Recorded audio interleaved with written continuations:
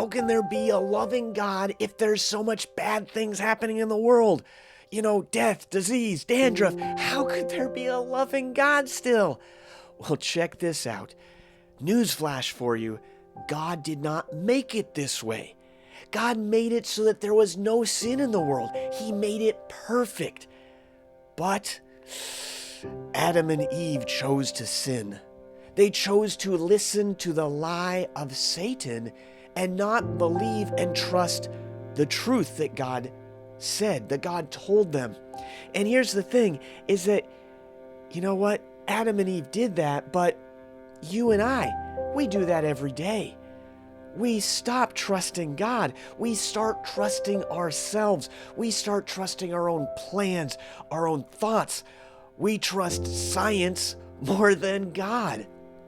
Ooh, that's a bad place. But how many of us do? We start to trust science and technology and intellect and healthcare and stuff like that more than we trust God.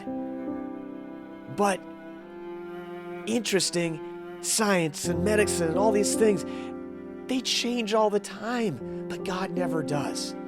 And I want to trust you. Don't think of the next time, when you get sick or when you get hurt and you run to the doctor and finally you get maybe a prognosis and it's like terrible.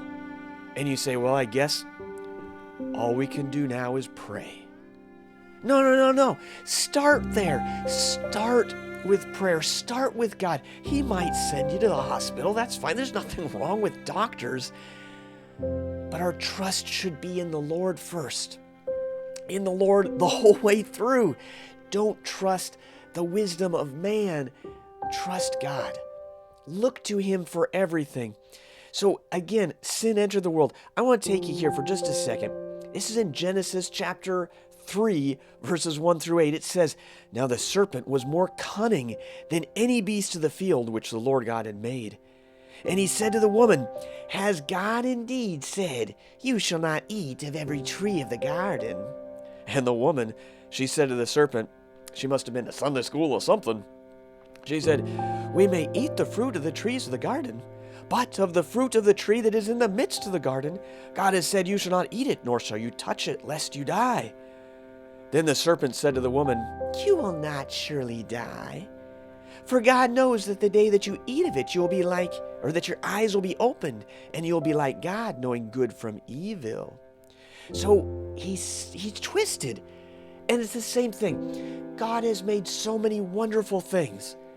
And the enemy likes to come and twist them. Even marriage and sexual things, they're perfect, they're good, they're wonderful.